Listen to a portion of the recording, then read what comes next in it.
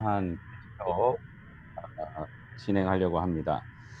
자, 요한계시록은 우리가 참 교회 생활을 하면서 꼭 한 번은 읽어 봐야 되는데, 그러나 생각처럼 요한계시록을 교회 다니시는 분 중에 읽어 보신 분들이 많지 않습니다. 왜 그럴까요? 여러분들이 요한계시록을 대할 때 첫 번째 가지게 되는 이미지가 뭡니까? 많은 분들이 요한계시록 너무 두려워요. 무서워요. 읽어도 무슨 말인지가 이해되지 않아요."라고 하는 이런 생각들, 또 이런 느낌들, 얘기를 많이 듣습니다. 저도 그랬습니다. 저도 요한계시록 그러면은 참 이거 읽어야 될 부담은 있지만 어렵고 힘든 책, 그리고 특별히 여러분들 가운데도 그런 거 이미 벌써 경험하셨겠지만 1991년 같은 경우에 한국에 또 다미선교회라고 하는 이 또 이런 사이비 집단들 때문에 막 좀 이렇게 종말론적인 이런 혼돈에 잡혀 있었습니다. 그리고 그 앞에 앞서서 많은 사람들이 인제 마지막 때에 대한 이야기를 하면서 뭐 컴퓨터가 막 나오는 그 시대였거든요. 기억나십니까? 컴퓨터가 나오면서 컴퓨터가 이렇게 뭐 영문으로 풀어 보니까 그게 계산을 해 보니까 666이 되더라, 뭐 이런 이야기부터 시작해 가지고 또 이렇게 바코드 찍히는 거, 이 바코드가 결국은 짐승의 표 666이 아니냐, 이렇게 해 가지고 한동안 여러분 바코드 찍힌 새우깡도 못 먹었습니다. 새우깡 먹으면 안 된다 그래 가지고 바코드 찍힌 거. 하여튼 그런 여러 가지들이 혼돈이 막 있는 시대였습니다. 심지어 유명한 목사님입니다. 뭐 제가 이름 좀 들기는 좀 그렇지만 여의도에 있는 큰 순복음교회 목사님도 요한계시록 책을 이렇게 쓰셨는데, 제가 그 고등학교 때 그 책을 읽은 적이 있는데요. 그때 막 어떤 내용들이 많이 특징적으로 기억나느냐 하면, 막 EU라고 하는 유럽 연합이 막 지금 인제 연합 모임이 되는 그 시기였습니다. 근데 이 EU 유럽 연합이 곧 적거리 수도가 되지 않겠느냐. 왜냐하면 EU 연합하는 이 국기, 그러니까 깃발이 뭐냐면 별표로 되어 있거든요. 별들로 되어 있는데 이제 그런 상징성 뭐 이런 것들에 대한 해석들, 그러니까 요한계시록 그러면은 참 해석하기도 gon란하고 좀 이걸 어떻게 이해해야 되느냐에 따라서 굉장히 많은 혼돈이 있는 책입니다. 그래서 하물며 존 칼빈이라고 하는 선생은 다른 성경의 모든 책들은 다 이렇게 주석을 썼지만 요한계시록만큼은 자기가 기록하지 않습니다. 왜냐하면 이 요한계시록을 함부로 다룰 수가 없기 때문에 오히려 더 많은 혼란을 줄까 봐 사실은 계시록을 주석을 쓰지 않게 되는데요. 자, 이런 요한계시록을 제가 30-40분 만에 짧게 끝낸다는 게 참 쉽지 않고, 또 그래서 사실 제가 준비를 해 보니까 준비하는 가운데 제 마음에 '이건 한 번이 아니라 꼭 한 번, 두 번 정도 나누어야 되겠다.'라고 하는 좀 마음의 생각이 좀 들었습니다. 왜 그러냐면 이 요한계시록의 말씀을 저도 처음 다시 읽어 보면서 계시록의 말씀에 대해서 하나님이 요한을 통해 뭐라고 말하냐면, "이 예언의 말씀은 임봉하지 마라." 뭐냐면 가둬두지 말라는 얘기입니다. 펼치라는 얘기입니다. 숨겨두지 말고 더욱더 많이 드러내라고 말하는 겁니다. 그러나 안타깝게도 요한계시록은 더 많이 알려져야 됨에도 불구하고 오늘날 교회의 성도들에게는 잘 알려지지 않습니다. 오히려 요한계시록을 제일 좋아하는 집단은 이단들입니다. 이단들이 제일 좋아하고 이단들이 제일 많이 활용하는 게 요한계시록이에요. 근데 감사하게도 이번에 저희가 요한계시록을 함께 공동체들이 읽어 나가게 되는데, 이 기회를 놓치지 말았으면 좋겠고, 한 번에 22 장까지 읽는 게 좀 많은 부담이 될 것 같습니다. 그래서 1 장에서 11 장까지 오늘 읽고, 이번 주에 다음 주에 12 장부터 22 장까지 한 번 더 강의를 좀 하려고 제가 좀 결심하게 되었습니다. 이 점 좀 양해해 주시기를 바라고요. 이참에 여러분들이 요한계시록을 조금 더 진지하게 함께 읽어 나갔으면 좋겠습니다. 뿐만 아니라 요한계시록을 참 저도 두려운 마음으로 여러분에게 좀 말씀을 전합니다. 왜냐하면 이 예언의 말씀은 함부로 이렇게 풀지 말라고 얘기를 하죠. 이 예언의 말씀을 전할 때에는 반드시 어떻게 말하고 합니까? 더하거나 빼거나 하면 안 된다고 말합니다. 그러니까 전체를 다 이야기하라는 겁니다. 줄여서 말할지도 말고, 그래서 저도 부담에 요한계시록을 너무나도 짧게 말하는 것보다는 챕터마다 좀 할 수 있는 한 좀 살펴보는 것이 더 유익하겠다라고 하는 좀 생각에 오늘은 저와 여러분들이 1 장에서 11 장까지 내용을 좀 살펴나가려고 합니다. 자, 요한계시록 성경에서 가장 마지막에 쓰여진 책이기도 합니다. 그리고 요한계시록이라고 말할 때 revelation이라고 말하는 이 말이 헬라어로는 apocalypsis라고 하는데요. 그 뜻이 뭐냐면은 베일을 벗다, 드러내 보인다 이런 뜻입니다. 그러니까 장차 앞으로 일어나게 될 미래의 이야기들, 그 이야기를 벗겨서 들어서 보여주는 그런 내용을 담고 있습니다. 그렇기 때문에 가장 많은 논란이 있는 책이기도 합니다. 또 제가 인터넷을 좀 이렇게 보게 되게 되면 요한계시록에 나타나 있는 많은 뭐 이렇게 강의들이나 내용들을 제가 좀 살펴봤는데요. 안타깝게도 뭐냐면 인터넷에 나와 있는 계시록에 관련된 강의나 이런 것들이 거의 한 50-60%는 다 좀 세대주의적인, 그러니까 좀 정통 해석이 아닌 해석들이 너무 많다는 걸 좀 이렇게 좀 보게 됩니다. 좀 그러다 보니까 참 논란이 되고 좀 조심해야 될 부분이 좀 있습니다. 그래서 우리가 요한계시록을 공부할 때에 우리가 좀 주의를 해야 될 게 뭐냐면 이 극단을 좀 피하는 게 중요합니다. 뭐냐면 너무 세부적인, 그러니까 문자 하나하나의 문자 이런 부분에 너무 집중하게 되게 되면 그 해석에 대한 오해들이 일어나게 좀 됩니다. 그리고 또 하나, 많은 강의들이 보게 되면 현 시대에 일어나고 있는 이야기들과 요한계시록에 나오는 사건들을 자꾸 끼워 맞추려고 하는 해석들, 강의들이 좀 많습니다. 이제 이런 해석의 대표적인 걸 우리가 이제 세대주의적인 해석이다 이렇게 합니다. 인터넷에서 보여지는, 제가 뭐 자세히는 못 찾았습니다만은 인터넷에서 이게 많은 사람들이 보았다라고 뜨는 이런 강의들의 거의 대부분이 세대주의적인 해석입니다. 뭐 세대주의 해석이라는 말은 무슨 말이냐면 현재 일어나고 있는 막 이렇게 사건들 있지 않습니까? 뭐 911 사건이라든지 또 이번에 일어나고 있는 뭐 자연재해 사건이라든지 이런 것들이 요한계시록에 나타나는 심판의 몇 번째에 해당하고, 그래서 지금이 어느 시기였고 곧 이 시기를 계산해서 또 시간이 지나게 되게 되면 이제 천년 왕국이 오게 될 거고 막 이런 거죠. 그러니까 날짜와 숫자를 너무 디테일하게 계산해 들어가는 해석들이 굉장히 많습니다. 그럴 경우 거의 잘못된 해석으로 나가게 됩니다. 이제 그런 부분들이 우리가 굉장히 좀 조심해야 될 부분이고요. 또 하나는 요한계시록은 굉장히 많은 그림 언어가 나타납니다. 상징적인, 그리고 환상이 나타나잖아요. 자, 그런데 우리가 요한계시록을 볼 때 많은 부분들이 막 거기에 심판과 진노와 그다음에 징계하는 부분들, 어두운 부분이 있습니다. 그런데 요한계시록의 더 강조점은 그런 어두움이 아니라 오히려 더 밝음입니다. 생명이 있고요. 영생이 있고요. 승리가 있고 그 안에 이김을 주시는 분이 계십니다. 보좌에 앉아 계시는 분이 계십니다. 그래서 계시록을 읽을 때에 우리가 막 두려운 마음이 들고 막 어두움이 만약에 생긴다. 그거 잘못된 겁니다. 계시록을 읽으면 읽을수록 우리 가운데 더 기쁨이, 더 소망이, 더 승리에 대한 기대감, 우리가 마지막 고백하는 것처럼 마라나타 주님 어서 오십시오라고 하는 그 담대한 신앙이 생겨나야 되는 것이 올바른 현상입니다.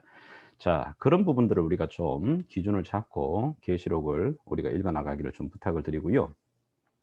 성경을 읽을 때에 이 예언의 말씀을 읽는 자와 듣는 자와 그 가운데 기록된 것을 지키는 자는 복을 얻는다고 분명히 말합니다. 우리가 다음 시간에도 살펴보겠습니다만은 요한계시록에는 복에 대한 이야기가 굉장히 많이 나타납니다. 이 말씀을 읽는 자들에게, 이 말씀을 들은 자들에게 복이 있다. 이 말씀을 지키는 자들에게 복이 있다. 굉장히 복을 많이 강조합니다. 자, 그런 풍성함을 우리가 얻으려면은 이 계시록이 우리에게 주시는 항해도다라고 하는 걸 이해해야 됩니다. 무슨 얘기냐면 우리가 구약 성경 창세기로부터 시작해서 지금 우리가 요한계시록까지 우리가 오고 있습니다. 만약에 창세기만 알고 그다음에 출애굽기의 구원의 사건을 알고 또 사도행전의 교회의 역사들도 아는 것도 중요하지만 마지막 끝에 대한 이 요한계시록을 모르고는 완성이 되지 않잖아요. 그래서 요한계시록은 끝을 이야기하고 완성을 이야기하는 거기 때문에 반드시 우리가 보아야 되고, 이 큰 그림 안에서 하나님 역사를, 그리고 세계의 역사를 볼 수 있는 이 항해도를 꼭 가져야 됩니다.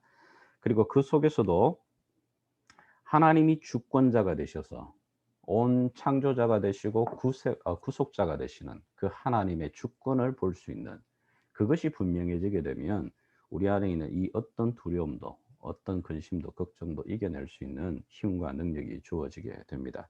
그리고 그 가운데 요한계시록이 가장 많이 또 그 가운데 드러나고 있는 것이 바로 영광스러운 어린 양 되시는 독생자 예수, 그 예수를 예배하는 그 삶에 초점을 맞춥니다.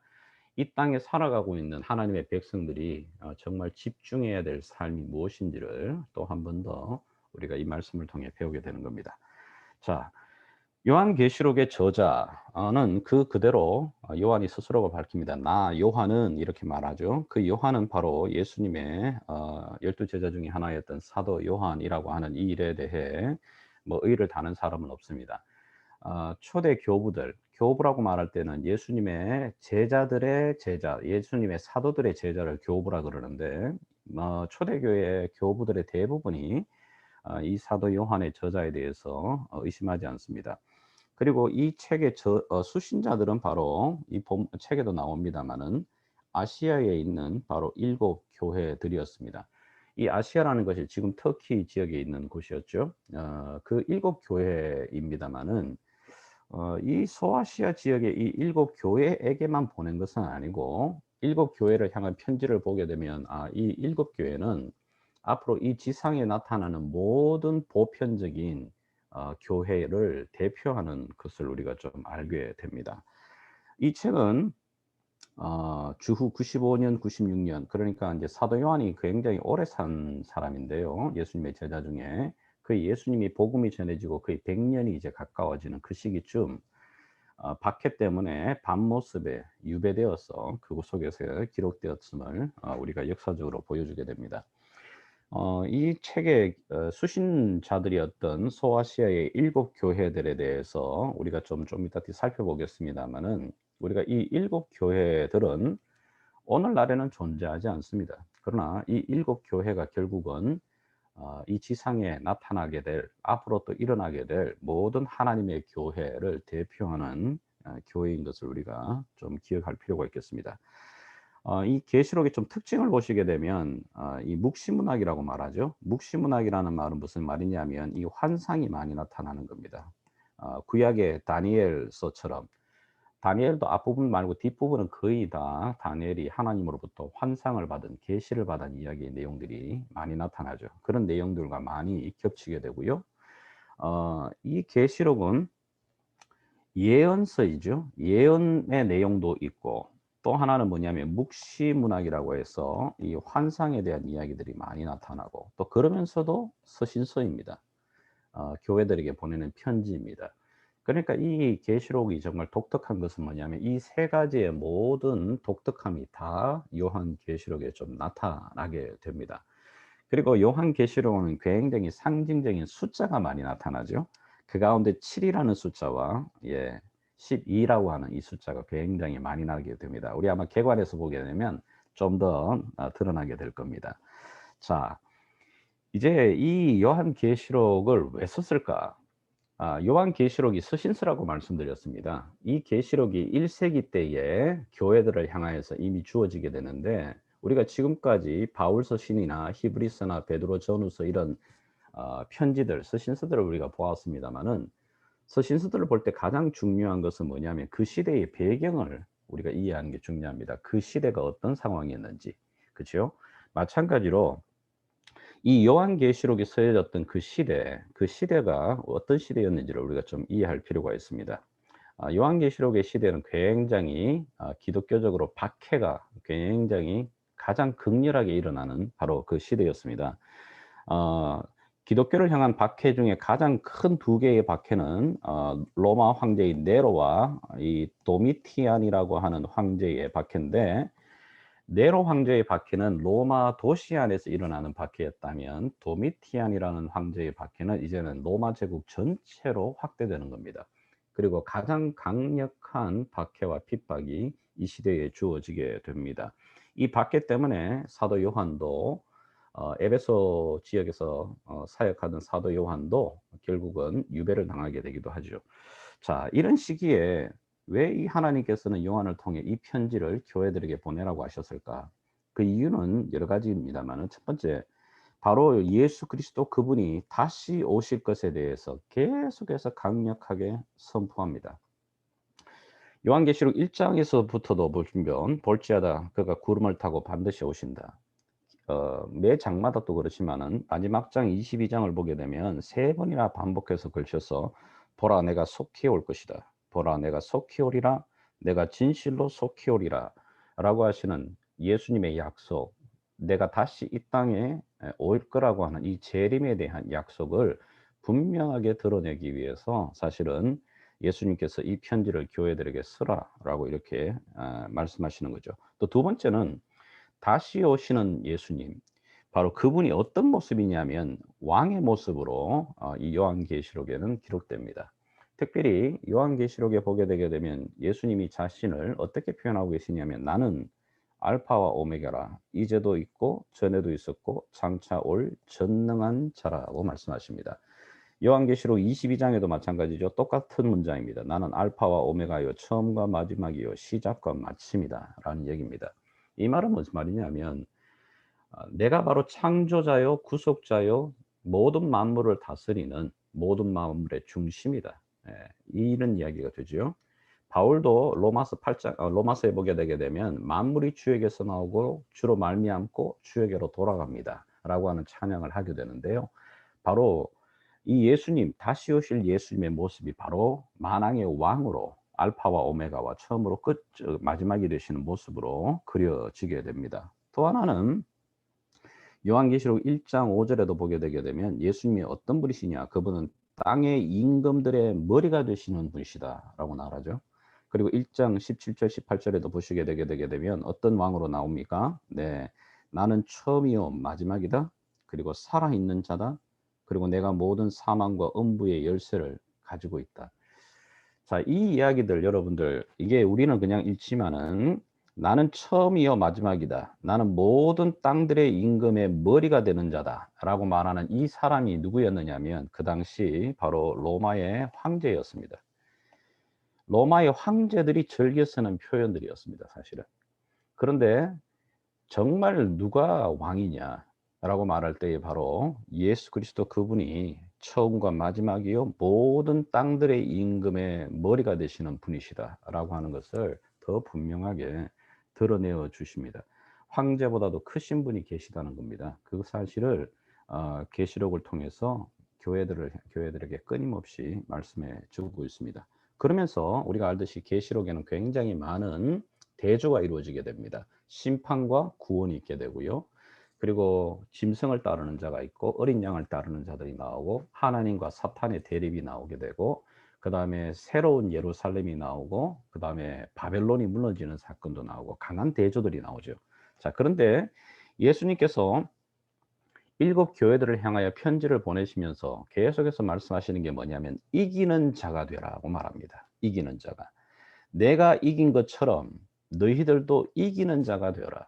그리고 이기면 나와 같이 내가 보좌에 앉아서 다스림과 같이 그 이기는 자에게도 이 자리를 내가 그들에게 주겠다라고 하는 내용이 계시록에서 반복해서 나오게 됩니다. 그 말은 이제 마지막 때를 살아가는 성도들에게 세상과 타협하지 말고 그런 어떤 핍박과 어려움 속에서도 이겨라고 말하고 계시는 겁니다. 그리고 그리스도께서 이기신 것처럼 우리들 또한 이기는 자로 서라고 우리에게 이 편지를 통해서 강하게 도전하고 권면하고 계시는 겁니다. 자, 우리 이제 계시록에 대해 좀 전체를 한눈에 좀 보는 시간을 좀 가져보겠습니다. 여러분 이 한눈에 보는 계시록을 보시게 되면 아까 말씀드렸던 것처럼 7이라는 숫자가 굉장히 많이 등장하게 됩니다. 1장부터 시작해서 7 영이 등장하고요. 또 보시게 되게 되면 7 촛대가 나오고 7 별이 나오고 모습이 나옵니다. 그리고 예수님께서 편지를 쓰라고 한 그 교회 또한 7교회입니다. 그리고 어 보시게 되게 되면 우리가 잘 알고 있는 대로 이제 7인에 대한 심판이 나오죠. 그리고 7나팔에 대한 심판, 그리고 7대접에 대한 심판이 계속해서 나옵니다. 그리고 마지막에는 또 보게 되게 되면 하나님께서 새 하늘과 새 땅을 이룩하시는데 거기에는 지금까지 없던 새로운 7가지가 나타나게 됩니다. 사실 이 7이라는 숫자가 바로 완전수를 이야기하기 때문에 인제 이런 부분들을 가지고서 좀 이야기를 하게 되는데 심판의 부분에 보게 되면 7인, 7나팔, 7대접이 나오는데 그 가운데 또 특징이 있습니다. 7인의 심판은 이 지구상에 있는 이 부분의 4분의 1에 대한 심판들이 주어지게 되고요. 또 7나팔을 보시게 되게 되면 3분의 1, 7대접을 보게 되게 되면 거의 2분의 1에 대한 막 이렇게 재앙들과 심판이 이루어지는 모습을 봅니다.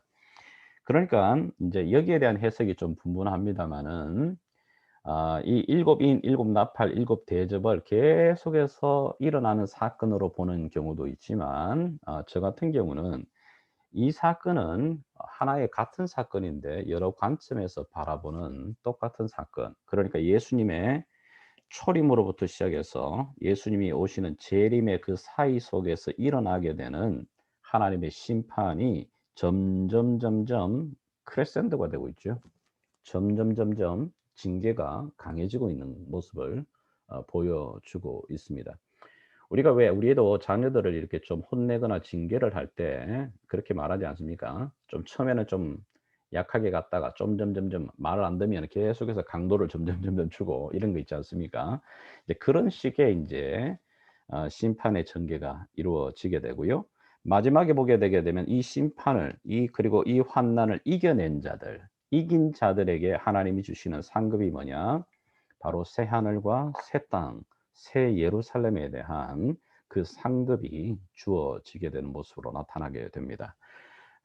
이 부분을 이제 우리가 좀 기억하실 필요가 있겠고, 요한계시록 전체가 다 22장으로 되어 있죠.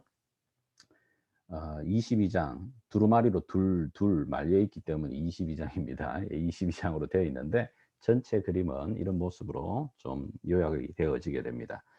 그리고 요한계시록을 또 한번 보게 되게 되면 사도 요한이 4번의 환상을 하나님으로부터 이렇게 받게 됩니다. 그 4번의 환상이 점진적으로 이루어지는 그 그림을 보게 됩니다.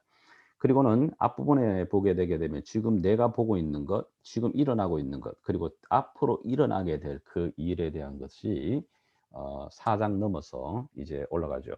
이 3장까지는 이 땅 가운데서 일어나는 현상을 보게 되죠. 그러나 4장 이후서는 이제 천사의 이끌림을 받아서 하나님의 그 열린 문을 통해 보좌 앞으로 나아가 그 보좌에서 일어나게 될 앞으로의 일들을 직접 보게 되는 환상으로 이루어지게 되어 있습니다. 자, 조금 더 이제 디테일하게 우리 장별로 조금 들어가 보도록 하겠습니다. 계시록의 1장을 보시게 되게 되면 계시록 1장에 나타나는 예수님, 여러분 다른 것보다 예수님이 어떤 분이신가? 성경의 중심이 예수님이신데 각 계시록에 예수님이 어떤 모습으로 나타나시는가를 여러분이 좀 주의해서 읽으시면 좋겠어요. 1장에서는 한때 죽임을 당하셨지만 십자가의 죽임을 당하셨지만 이제는 영광 가운데 계시는 예수님을 바로 이 계시록 1장에서 우리에게 보여주고 있습니다. 근데 그 예수님, 영광 중에 그 계신 예수님이 바로 교회들 가운데 서 계심을 보게 됩니다. 그 영광 중에 계신 예수님이 이 땅 가운데 있는 교회들, 이 땅의 교회들을 순회를 하십니다. 순회를 하시면서요, 교회들을 감독하시고 계시는 모습으로 나타나고 있습니다. 그리고 그 교회들을 향하여서 편지하라고 요한에게 말하고 있는 겁니다. 너가 보고, 너가 듣고, 내가 너에게 말하는 이것을 기록하여 그 교회들에게 보내라고 말을 하지요. 우리가 인제 그렇게 잘 알듯이 바로 이 요한계시록에 인제 7교회를 향하여 대한 편지들이 나타나게 되는데 그러면서 이제 1 장, 2 장부터 시작 들어가게 되게 되면 7교회를 향한 편지의 내용이 나오죠. 자, 7교회에 대한 편지는 아주 일정한 틀을 가지고 있습니다. 일정한 틀이 있는데 그 틀은 예수님께서 제일 많은 모든 교회를 내가 안다라고 하는 문장으로 먼저 시작을 해요. 예수님께서 일곱 교회의 상황과 형편과 모든 것을 너무너무 잘 알고 계십니다. "내가 너희를 안다."라고 말씀하시죠. 그리고는 예수님께서 각 교회를 향하여서 거기에 맞는 합당한 책망도 있고 때로는 하나님께서 칭찬하시는 칭찬도 나타납니다. 어떤 교회는 칭찬만 받기도 하고 어떤 교회는 책망만 받기도 하고 어떤 교회는 칭찬과 책망을 다 받는 그런 교회도 나타나기도 하지요. 자, 그리고 난 다음에 예수님께서 교회의 주인 되신 예수님께서 약속을 주십니다. "너희가 그런 상황이라도 할지라도 이기면 견뎌내면 내가 이런 약속을 너희에게 주겠다."라고 하는 말이 나오고 마지막으로는 성령이 교회들에게 하시는 말씀을 "귀 있는 자는 들을지어다."라고 하는 말씀으로 맺혀지게 됩니다. 이 틀을 일곱 교회를 향하여 보내는 편지에 똑같이 나타나게 됩니다. 일곱 교회는 우리가 잘 아는 대로 에서버두 사빌라 이렇게 외우면 되는데요. 에베소, 스무나, 버가모, 그다음에 두아디라, 그다음에 사대, 빌라델비아, 라오디게아 이런 교회들을 향하여 던져지게 됩니다. 이 교회들 하나하나를 살펴보시면서 이 교회를 향하는 내용들을 볼 때 오늘 우리들의 교회, 오늘 우리들의 모습을 거기에다 비춰 보시면은 우리 주님의 음성을 듣는데 더 민감하게 우리가 들을 수 있으리라 믿습니다. 자, 이 일곱 교회들의 내용들을 가만히 보시면 결국은 이 일곱 교회는 이 에서버두 사빌라라고 하는 이 교회만을 얘기하는 것이 아님을 알게 됩니다. 아 일반적인 모든 예수님을 주로 고백하는 교회들의 모든 모습이 사실은 나타나고 있는 겁니다. 어떤 교회는 이게 강점이고 약점이고 또 칭찬 듣는 교회, 책망받는 부분들이 있습니다. 자, 이런 것들을 통해서 오늘 다시 한번 이 땅에 있는 교회를 예수님께서 깨우시고 계시는 거지요. 때가 가까워 오기 때문에. 자, 그런 상황이 2 장과 3 장에 계속해서 펼쳐지게 됩니다. 자, 그러다가 계시록 4 장을 넘어가게 되게 되면 요한이 열린 문을 통해서 그가 이제 장면이 전환이 됩니다. 열린 문을 통해서 천사의 인도함을 받아서 그가 하나님의 보좌 앞으로 인도되어지게 됩니다. 그래서 이제 땅의 교회에서 천상에서 일어나고 있는 천상의 교회의 모습들을 보게 되게 되죠. 그가 열린 문을 통해서 요한이 들어갔을 때에 보았던 것 세 가지 중요한 이미지가 나타나게 됩니다. 그것은 바로 하늘의 보좌에 앉으신, 자, 보좌라고 하는 throne이 나옵니다. 보좌라고 하는 것이 중요한데 보좌는 그냥 단순한 의자를 말하는 게 아니고 그 당시 황제들이 앉는 의자를 보좌라 그럽니다. throne이라 그러죠. 그러니까 이 보좌는 모든 힘과 권세와 능력의 상징이 바로 이 보좌입니다. 자, 4 장과 5 장에 보게 되면 이 보좌가 17 번이나 반복해서 나옵니다. 두 번째는 뭐냐면 그 보좌에 앉으시니 옆에 집중되어 있는 어린 양 되신 분이 있습니다. 어린 양을 보게 됩니다. 그리고 또 하나 이 보호자에 계신 이가 붙들고 있는 또 하나의 뭐죠? 두루마리를 보게 됩니다. 세 번째가 이제 두루마리를 보게 됩니다. 그리고는 인제 이 두루마리를 인제 어린 양이 취해서 하나씩 그 인을 떼가는 인제 장면들이 뒤에 인제 이어지게 되죠. 자, 왜 이런 이야기가 나올까요? 인제 여러분들이 인제 계시록을 읽어 나갈 때에 그 시대를 좀 잘 이해해야 된다고 말씀드렸는데 이 시대는 로마의 황제가 만왕의 왕이 되어서 그 보좌에 앉아서 세상을 지배하고 교회를 핍박하던 때였습니다. 그 강력한 군사력으로 교회를 초토화시켜 나가던 때였습니다. 교회에 연약한 그 교회 소수의 무리들이 이 강력한 로마 황제의 그 권세 앞에 어떻게 이겨내겠어요. 많은 핍박들과 어려움을 당하게 되죠. 그런데 요한이 열린 문을 통해서 하늘에 올라가서 보았더니 그 보좌에 누가 앉아 있습니까? 하나님이 앉아 계신 겁니다. 그 말은 무슨 말이냐면 이 세상에서 볼 때는 보좌에 앉으니까 로마 황제 같지만 하늘을 이제 올라가 보니 이 우주 만물을 모두 다스리시는 그 보좌에 앉아 계신 분은 바로 하나님이시다. 이 사실을 더욱더 강조하는 겁니다.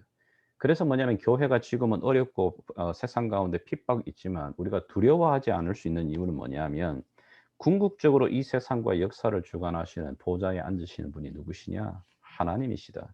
우리의 눈을 그쪽으로 돌리게 하고 있는 겁니다. 그리고 그 보좌에 앉아 계신 이 옆에 바로 어린 양 대신 죽임을 당하셨던 어린 양 대신 그리스도가 계심을 보게 됩니다. 자, 이 그리스도 앞에 인제 보면은 24 장로들이 함께 그 앞에 서서 경배를 하죠. 그리고 주변에 많은 내 생물들이 나서 또 경배를 하고 수많은 사람들의 경배와 찬양이 이 계시록 4 장과 5 장에 일쳐나게 됩니다. 여기 24 장로라고 하는 이 숫자는 어 구약의 12 지파의 족장들 그리고 신약의 12 사도들을 묶으면 24가 되죠. 그래서 구약과 신약의 모든 교회의 상징을 합쳐서 24라고 이렇게 해석을 하게 됩니다. 이 해석에는 그게 그렇게 다른 이변이 변론이 없습니다. 바로 이 24 장로라는 것은 구약과 신약의 모든 교회의 모습의 대표를 상징해 주는 그런 숫자이기도 합니다. 자, 이들이 보좌에 계신 이와 어린 양에게 나와서 경배와 찬양을 먼저 돌리게 됩니다. 아, 참 이게 놀랍습니다. 이 찬양이 우리가 인제 자주 부르는 비전이라고 하는 찬양, 예, 그 찬양의 가사가 그곳에 기록되어 있죠. 그 노래들 속에서도 마찬가지지만은 모든 열방에 있는 사람들이 함께 나와 장로들과 그리고 어린 양 앞에 내 생물들과 함께 천사들이 함께 합쳐서 어린 양 대신 그분을 예배합니다. 이 땅 가운데는 여전히 핍박과 고난과 어려움이 있지만 눈을 열어 하늘 문을 열고 열린 문을 통해 들어갔더니 그곳에서는 여전히 뭐죠? 세상을 다스리고 계시는 하나님과 어린 양이 계시고 그 속에서 모든 자들이 엎드려 경배하며 찬양을 받고 계시는 하나님, 그 하나님이 계심을 보게 됩니다. 여러분, 우리가 주일마다 예배를 드리지만 주일날 우리만 예배하는 게 아닙니다.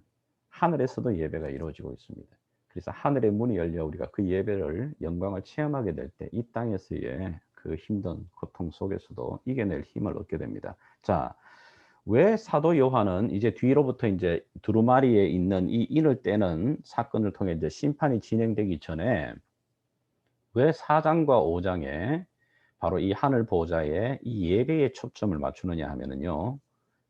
이 계시록이 심판보다는 어디에다 더 초점을 맞추는지를 잘 보여주고 있는 겁니다. 자, 재앙 전에 4 장과 5 장에 경배가 먼저 나오게 됩니다. 그 경배하게 받으시는 분의 이유는 전에도 계셨고 이제도 계시고 장차 오실 바로 그 어린 양 되신 예수 그리스도 그분입니다. 창조자가 되시고 구속자가 되신 그분 앞에 합당한 예배를 돌립니다. 자, 그리고는 하나님의 보좌 앞에 있는 그 두루마리. 근데 그 두루마리를 뗄 사람이 아무도 없음을 요한이 보게 됩니다. 그런데 모든 생물들과 24 장로들이 어린 양을 찬양하죠. 그리고 그 찬양한다는 말은 뭐냐면은 바로 하나님의 손에 있는 오른손에 있는 두루마리를 뗄 수 있는 합당한 자격이 어린 양에 있음을 드러내는 겁니다. 그래서 합당하시다라고 하는 그런 단어들이 많이 나타나죠. 그리고는 이 어린 양 되신 분이 바로 보좌에 계신 하나님으로부터 오른손에 있는 그 두루마리를 받아 이제 인을 하나씩 하나씩 떼어 나가게 되죠. 자, 그 사건이 바로 이제 일어나게 되는데 6 장부터 바로 그 인에 대한 심판이 이제 진행되어지게 됩니다. 그 인을 떼게 되자 어린 양이 보호자에 계신 이의 두루마리로부터 받아서 그 인을 하나씩 하나씩 떼면서부터 인제 이 땅 가운데 일어나게 될 하나님께서 허락하시는 심판이 일어나게 되는 것을 보여주게 되죠. 자, 인을 뗄 때 우리가 인제 요한계시록에서 많은 미술가들, 예술가들에게 영감을 주었던 바로 그 장면이 나옵니다. 바로 4 명의 또 말을 탄 기수들이 나오게 되는데 자, 첫 번째 인을 뗐을 때 어떤 일들이 불어납니까? 예. 흰 말 탄 자가 나오고 그다음에 붉은 말, 그다음에 검은 말, 그다음에 청황색 말을 탄 자들이 인제 일어나게 되죠. 여기에 대한 해석이 물론 분분하지만 그게 인제 구절을 읽어 보게 되면 어느 정도 설명을 좀 하고 있습니다. 흰 말을 탄 자는 결국은 뭐냐면 정복, 힘으로써 다스리게 되는 그런 일들이 일어나게 되고 붉은 말은 결국은 전쟁이 일어나기 시작을 합니다. 붉음이 피를 상징하듯이 이렇게 인제 전쟁을 통해서 무수한 사람들의 죽음과 피가 흘려지는 일들이 나오고, 검은 말은 결국은 그걸로 인한 기근들, 굶주림들, 빈곤들이 나타나게 됩니다. 청황색은 그 말대로 거기 구절에도 나와 있지만 음부, 죽음을 이끌어가면서 죽음을 드러내는 상징적인 모습으로 나타나게 됩니다. 이를 하나씩 하나씩 뗄 때마다 이제 이런 사건이 이 땅 가운데 일어나게 되게 되죠. 자, 그리고 다섯 번째 인을 뗐을 때에 이제 그때부터 순교자들이 나오기 시작을 합니다. 순교자들이 나와서 하나님의 제단 앞에서 하나님, 우리들의 이 억울함 신원을 갚아 달라고, 하나님의 공의를 펼쳐 달라고 하는 그런 부르짖음들이 일어나게 됩니다. 그리고 이제 여섯 번째 인을 뗄 때는 이제는 큰 지진이 이 땅 가운데서 이제 일어나죠. 자연 상태 속에서, 그러니까 하늘과 땅과 바다 속에 막 이렇게 그런 자연의 영향을 주게 됩니다. 인간의 살아가고 있는 모든 생태계에까지 이제 그 영향이 미쳐지게 되는 일들이 일어나게 됩니다. 어 좀 전에 제가 말씀드렸습니다마는, 먼저 여기 일곱 인이라든지 일곱 나팔, 그다음에 일곱 대접에 대한 이런 심판을 하나하나로 볼 수도 있지만, 이것이 같은 사건을 더욱더 강조하는 사건으로 보는 해석, 여러 해석이 있습니다. 저는 이 사건이 같지만 강조의 사건으로 좀 저는 좀 받아들입니다. 결국은 이 사건은 예수님께서 오신 초림에부터 시작해서 예수님이 다시 오시는 이 재림의 사이 속에서 이 땅 가운데 일어나게 되는 하나님의 심판의 모습들이 계속해서 나타나고 있는 것을 보여주고 있습니다. 자, 이제는 일곱째 인을 떼야 되는데, 일곱째 인을 떼는 장면을 보려면 요한계시록 8 장까지 기다려야 됩니다. 여섯째 인을 떼고 난 다음에는 어 이 하나님께서는 우리의 시선을 일곱째 인의 심판으로 또 이어지는 것이 아니라 어디로 초점을 맞추게 되냐. 이런 심판이 막 계속 일어날 때에 그러면 하나님 백성들은 어떻게 되겠어요? 인제 이런 질문이 생기지 않겠어요? 인을 뗄 때마다 정말 이런 어려움과 기근과 전쟁과 죽음이, 그리고 굶주림이, 순교자들이 일어나고 생태계가 파괴되면서 큰 지진과 속에서, 혼돈 속에서, 어려움 속에 있을 때 하나님의 백성들은 도대체 어떻게 됩니까? 하나님의 백성들은 이 가운데서도 어떻게 될까요? 여기에 대한 질문이 생길 수밖에 없어요. 그럴 때 하나님의 백성들에 대한 모습으로 바로 7장 그리고 8 장에 바로 두 공동체가 나타나게 됩니다. 어 두 공동체 속에 이 큰 환난이 이 땅 가운데 이루어지고 있는데, 그 가운데 구원받은 숫자 1 4 4 명이 소개되어지게 됩니다.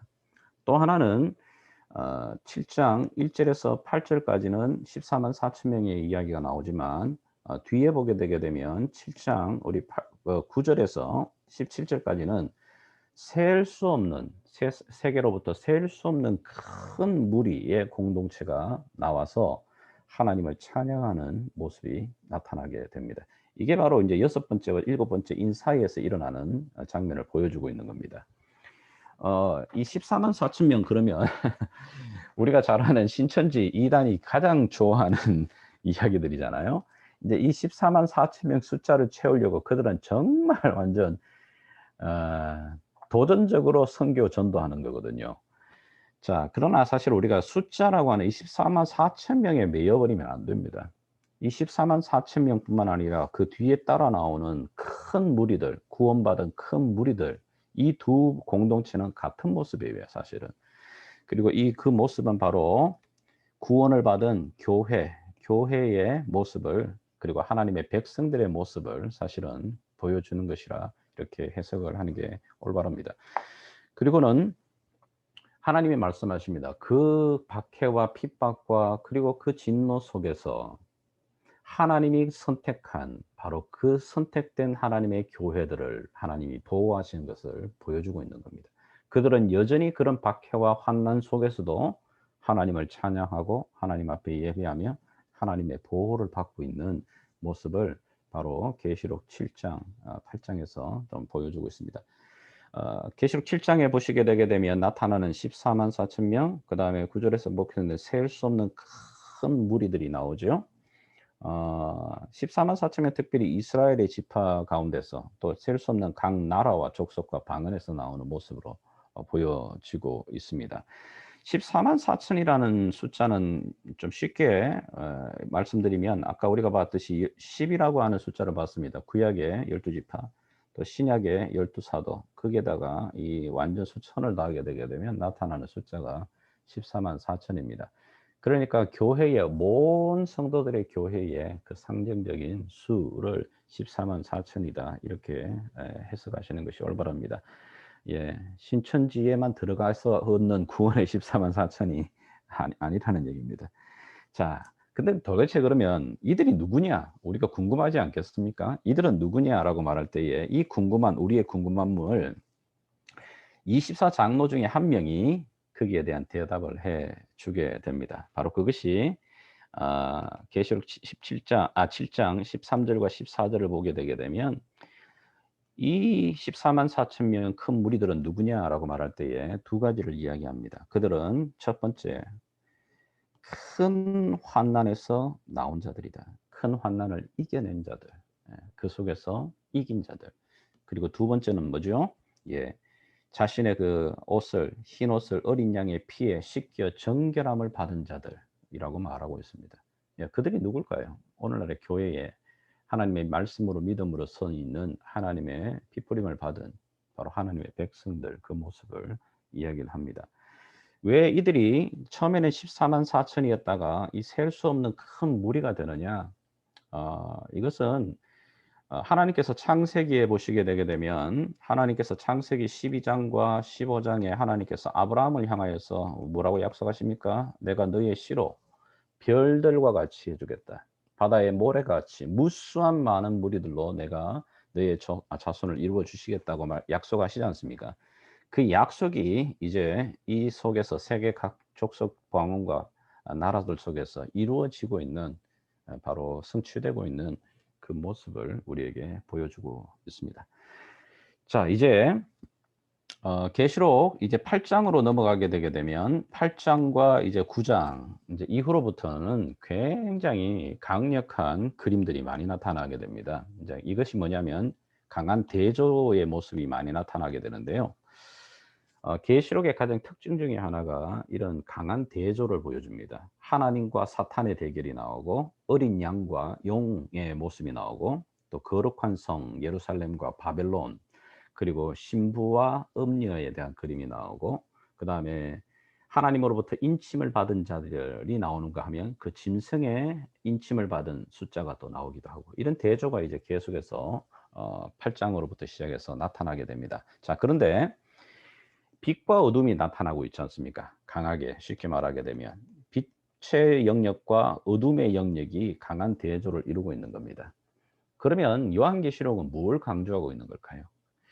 우리는 계시록을 읽다 보니까 이 두려움에 대한 이 어둠이 굉장히 많이 들어오게 됩니다. 그러나 계시록이 강조하려고 하는 것은 이 어둠을 이긴 사단의 권세를 영을 이긴 바벨론이 무너지고 음녀가 무너지고 짐승의 수를 받은 사람들이 무적행 속에 들어가게 되고 하는 이 어둠을 이겨내는 빛에 대한 이야기를 강조하는 겁니다. 승리를 이야기하고 있는 겁니다. 우리가 계시록을 읽을 때 놓치지 말아야 될 초점이 여기에 있습니다. 계시록에 분명히 어둠이 있습니다. 그리고 악한 것에 대한 심판이 있지만 그것을 이겨내시는 보좌에 계시니와 어린 양의 그 승리, 그 빛, 그것이 우리가 초점을 맞춰야 될 분명한 초점과 시선입니다. 자, 이제 어린 양 되시는 예수님께서 7번째 인을 떼시게 되자 이제 이어서 6 나팔의 심판이 이 땅 가운데 임하게 됩니다. 7번째 인을 떼면서 심판이 시작되고 이제 7 천사들이 나팔을 불 준비가 됩니다. 여러분 나팔이 의미가 뭘까요? 왜 나팔을 불게 되죠? 구약 시대에 이 나팔의 의미를 우리가 분명히 알면 이해하기 쉽습니다. 에스겔 33장 3절을 보시게 되게 되면 그런 말씀이 나오는데요. 나팔은 깨우는 겁니다. awakening 하는 겁니다. 경고의 목적으로 적이 침투한다든지 또 잠자는 자도 있다면 깨우기 위해서 나팔을 부는 거지 않습니까? 기상 이제 일어나야 될 때다라고 하는 거지 않습니까? 그래서 이 6개의 나팔이 막 부러지게 되는데 이 말은 뭐냐면은 이제 하나님의 심판이 점점 가까워오고 있으니 교회들은 깨어나라고 말하고 있는 겁니다. 그리고 모든 세상 사람들을 향하여서 하나님의 심판이 임박하고 있다라고 하는 것을 경고해 주는 그 상징으로 의미로 6개의 나팔이 부러지게 됩니다. 예, 첫 번째 나팔이 부러지게 되자 땅과 식물의 3분의 1이 또 파괴가 되게 되고요. 두 번째도 그리고 불과 바다와 생물의 또 3분의 1이 부러지게 됩니다. 세 번째 나팔을 저희가 물샘의 3분의 1이 파괴되죠. 네 번째 나팔이 불게 되자 천체의 3분의 1이 파괴되어지게 됩니다. 여러분이 좀 보시게 되게 되면 이 나팔이 부러지게 될 때 임하게 되고 있는 장소를 한번 생각해 보십시오. 우리 인간이 살고 있는 환경을 이야기하고 있는 겁니다. 사실 요즘 환경 문제가 굉장히 심각해지고 있잖아요. 음 굉장히 이런 때에 이 나팔의 재앙은 우리들에게 굉장히 도전과 좀 더 상징성을 많이 줍니다. 이전까지는 전쟁이라든지 막 기근이라든지 이런 부분이었다면 인에 대한 재판이 이 나팔이 부러지면서요. 이제는 더욱더 우리를 둘러싸고 있는 바다와 생물과 물샘과 천체 이런 자연계에 지금 더 임해지고 있죠. 자연의 재앙들이 점점 일어나고 있음에 대한 것들을 우리 가운데 또 보여주고 있습니다. 이런 점이 좀 우리 시대에는 좀 더 크게 의미로 좀 다가오게 되는 것 같습니다. 자, 다섯째 나팔이 부러지게 되자 이제 무저갱에서 무시무시한 황충의인들이 나와서 이마에 인침이 없는 사람들에게 괴로움을 주기 시작을 합니다. 자, 이런 일들이 이제 결국은 일어나면서 여섯 번째 나팔을 불게 되고 또 사람들이 직접적으로 죽어나가는 심판들이 이루어지게 됩니다. 자, 마지막 이제 파괴적인 그 심판을 앞두고 있습니다. 그 앞두고 있는 그 상황 속에서 이제 힘센 천사와 두 증인의 예언이 준비됩니다. 어 나팔 사건이 계속 심판이 진행되면 가운데 끝부분에 가게 되면 바로 우리가 주목해야 될 두 증인에 대한 이야기가 나오고 있습니다. 이게 무슨 얘기냐면 두 증인이 나오기 전에 먼저 천사가 요한에게 한 작은 두루마리를 보이면서 이 두루마리를 먹으라고 말합니다.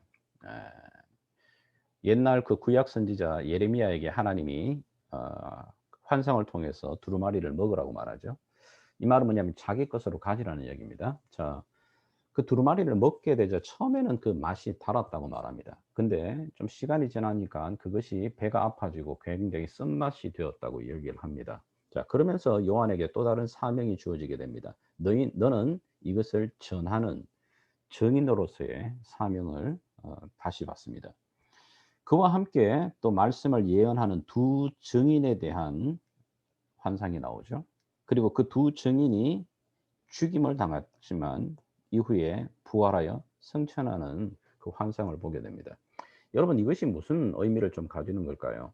계속해서 지금 인과 나팔에 대한 이 재앙과 심판이 막 진행되고 있습니다. 자, 그 가운데 바로 이 두 증인은 바로 오늘날의 교회를 대표하는 거고요. 요한이 해야 될 것은 바로 증인으로서의 그 사명을 보여주고 있는 거죠. 어 요한이 전해야 될 그 내용은 바로 두루마리에 쓰여 있는 바로 그 내용입니다. 우리가 가지고 있는 이 성경의 내용이죠. 이 성경의 복음의 내용을 세상을 향해 이 심판 가운데도 진노하심 가운데도 우리가 해야 할 일이 이것이라고 말하고 있는 겁니다. 증인으로서의 삶을 살 것을 이야기하고 있는 겁니다. 근데 이 복음의 이야기가 복음을 거부하는 사람들 이것이 복음이 굉장히 참 기쁜 소식이지 않습니까?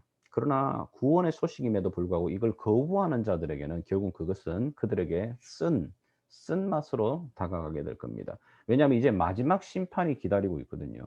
근데 이 마지막 심판 전에 다시 한번 그들에게 복음을 전하고 돌아오라고 이야기하는 이 두 증인이 있는데 결국은 보면 세상이 받아들이지 않습니다. 더 목이 굳어집니다. 옛날에 그 애굽의 바로왕처럼 그들이 마음이 더욱더 굳어지게 되고 결국은 두 증인이 죽임을 당하게 됩니다. 그러나 놀랍게도 죽임을 당했지만 그들이 부활하여 승천하면서 세상을 다시 놀라게 하죠.